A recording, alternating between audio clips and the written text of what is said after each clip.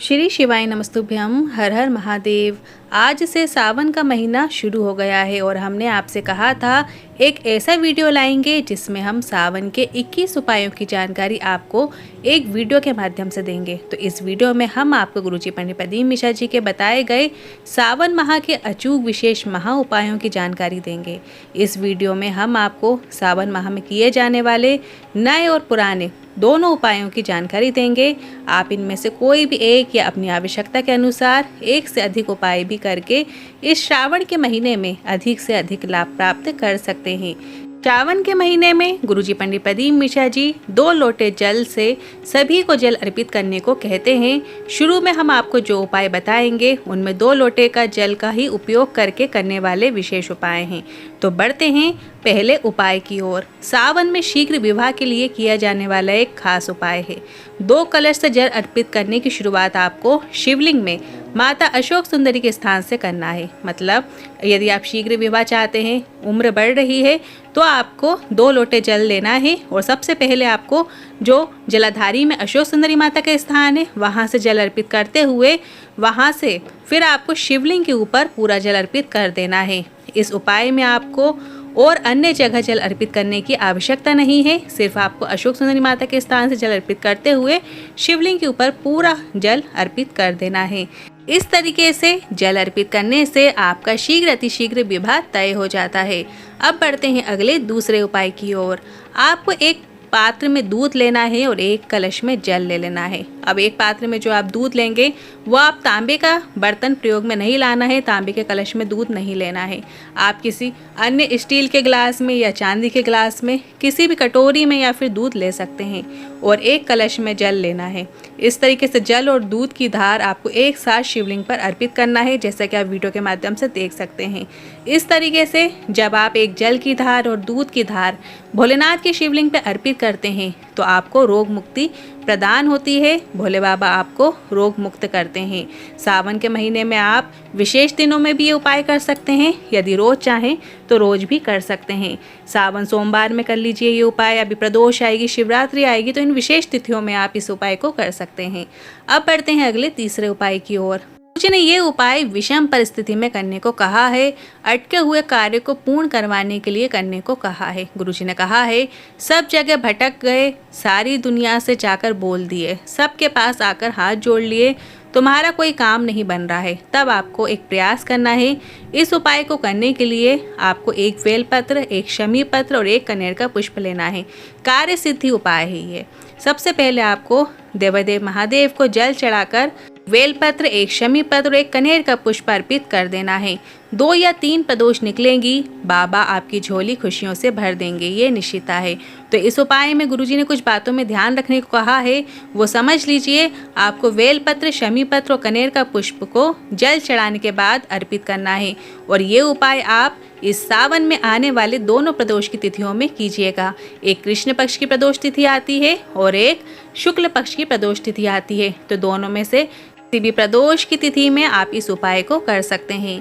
अब बढ़ते हैं अगले चौथे उपाय की ओर। अगर आपसे कोई कह रहा है कि भोलेनाथ पर 51 या 108 लीटर दूध चढ़ाओगे तो भोलेनाथ आपकी कामना पूरी करेंगे, तो ये समझ लेना कि ये बहुत बड़ा झूठ है। क्योंकि शिव महापुराण की कथा कहती है अगर आप आधी चम्मच की भी आधी चम्मच दूध का जल कलश में मिलाकर वो जल शिवलिंग पर चढ़ा देते हो तो भी महादेव भोलेनाथ आप पर प्रसन्न हो जाते हैं। बस आपको इस बात का ध्यान रखना है, आपको तांबे के कलश में दूध नहीं डालना है, ना ही तांबे के कलश में जल डालकर उसमें कुछ बूंद दूध की मिलाना है। ऐसा नहीं करना है।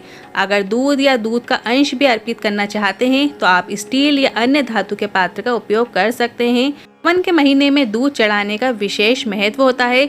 अगर आप दूध चढ़ाना चाहते हैं तो आपको देसी गाय का दूध मिलता है तो काफ़ी अच्छी बात है।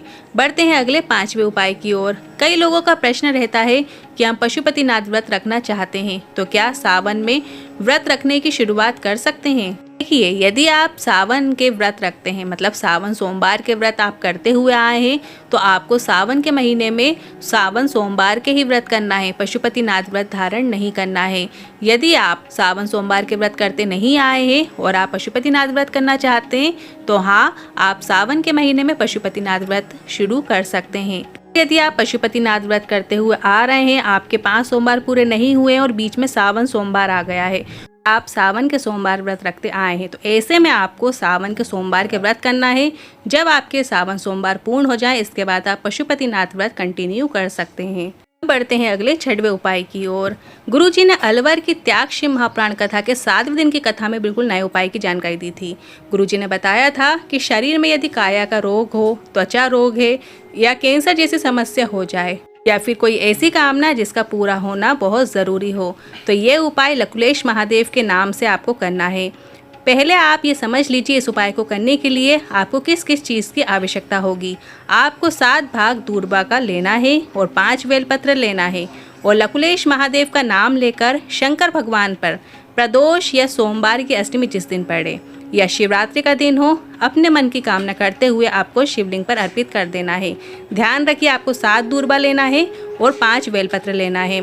5 बेलपत्र के ऊपर आपको 7 दूर्वा रख लीजिए और फिर लकुलेश महादेव का नाम लेते हुए शिवलिंग पर आपको समर्पित कर देना है। बस आपको इतना ही करना है। अब बढ़ते हैं अगले 7वें उपाय की ओर। सावन के महीने में आपको इस विशेष उपाय को करना है। बस आपको 7 बार अपना नाम और गोत्र बोलना है।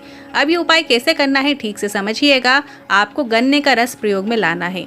यदि आपको गन्ने का रस आसानी से मिल जाता है तो अच्छी बात है। यदि गन्ने का रस नहीं मिलता है तो ऐसे में आपको अपने घर में जो गुड़ होता है, गुड़ का घोल तैयार कर लीजिए। थोड़ा सा गुड़ में आपको पानी डाल लेना है और फिर उसको छान कर गुड़ का पानी से आपको इस उपाय को करना है। यदि गन्ने का रस नहीं मिलता है तो उपाय आपको सावन में जब पंचमी तिथि आती है उस दिन आपको इस उपाय को करना है।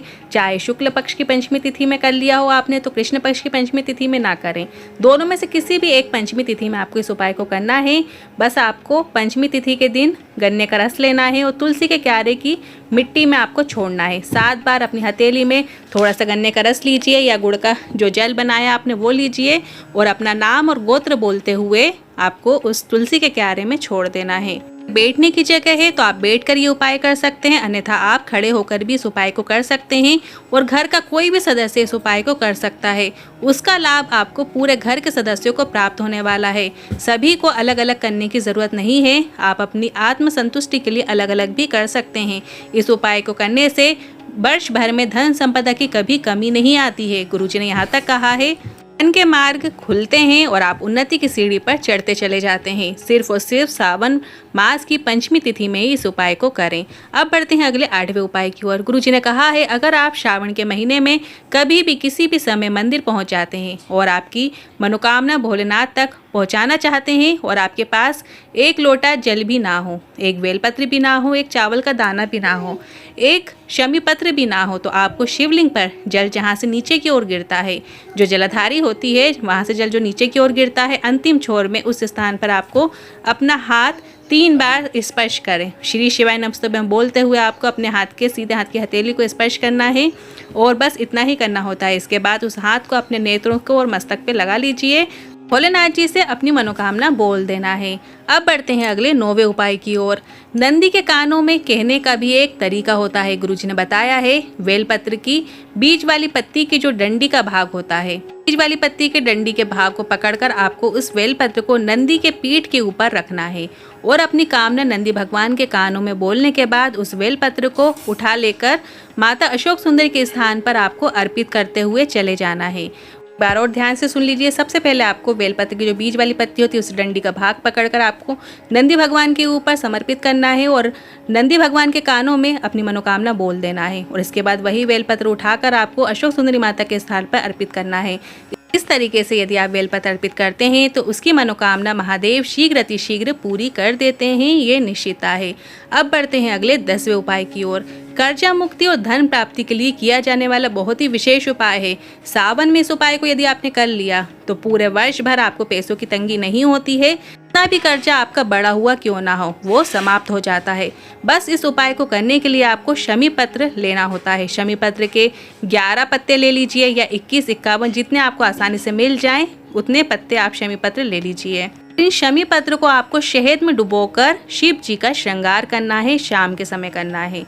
एक शमी पत्र को शहद में डुबोकर शिवलिंग पर आपको चिपका दे जाना है। यदि आपने 11 शमी पत्र लिए हैं तो 11 शमी पत्र को एक एक करके आप शहद में डुबोकर शिवलिंग के ऊपर एक एक करते हुए श्री शिवाय नमस्तुभ्यम बोलते हुए अपने कर्जे का भान करते हुए चिपकाते जाना है।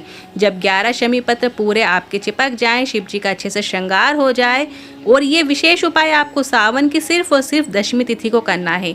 अब सावन के महीने में 2 दशमी तिथि आती हैं, एक कृष्ण पक्ष की आती है और एक शुक्ल पक्ष की आती है। मान लीजिए यदि आपने कृष्ण पक्ष की दशमी तिथि को इस उपाय को कर लिया है तो शुक्ल पक्ष की दशमी तिथि को करने की आवश्यकता नहीं है। दोनों पक्ष, कृष्ण पक्ष और शुक्ल पक्ष की दशमी तिथि में से दोनों में से किसी भी एक दशमी तिथि को आपको इस उपाय को करना है। आज के इन उपाय से जुड़े मन में कोई सवाल या क्वेश्चन है तो आप कमेंट के जरिए पूछ सकते हैं। वीडियो आज हम यहीं एंड करेंगे क्योंकि वीडियो काफ़ी लंबा हो जाएगा। तो बाकी के जो बचे हुए उपाय हैं 21 उपाय, तो हम एक अलग से वीडियो बनाएंगे जिसका पार्ट आपको कल देखने को मिल जाएगा। आज के इन उपाय से जुड़े मन में कोई सवाल या क्वेश्चन है तो कमेंट के जरिए पूछ सकते हैं। वीडियो उपयोगी लगा हो तो वीडियो को लाइक करके कमेंट बॉक्स में हर हर महादेव ज़रूर टाइप कीजिएगा। श्री शिवाय नमस्तुभ्यम।